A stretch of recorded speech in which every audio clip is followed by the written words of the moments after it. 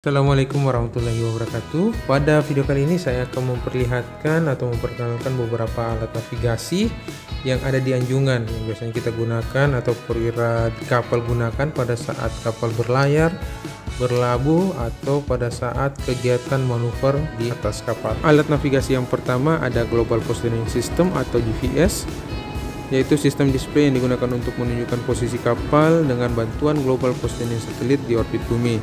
Bukan hanya posisi berupa lintang mujur, tetapi juga terdapat kecepatan kapal serta haluan kapal. Alat navigasi yang kedua di sini ada Electronic Chart Display and Information System atau disingkat dengan ECDIS, yaitu sebuah sistem peralatan navigasi berbasis peta elektronik yang dapat menampilkan informasi-informasi untuk keperluan navigasi yang didapat dari berbagai sensor dan peralatan navigasi kapal seperti GPS, AIS, radar, ARPA, dan lain sebagainya secara real time, sehingga informasi-informasi tersebut berguna untuk meningkatkan keselamatan pelayaran.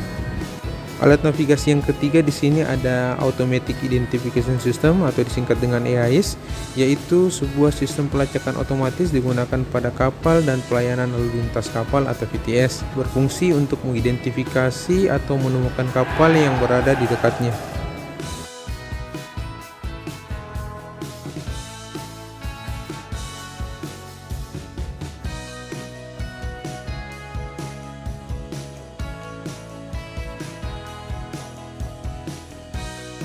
Assalamualaikum warahmatullahi wabarakatuh. Sebelum lanjut videonya, jangan lupa like, share, dan subscribe channel ini agar kawan-kawan bisa mendapatkan notifikasi video terbaru dari channel Kapten Gatot. Jika ada saran dan pertanyaan bisa komen di kolom di bawah.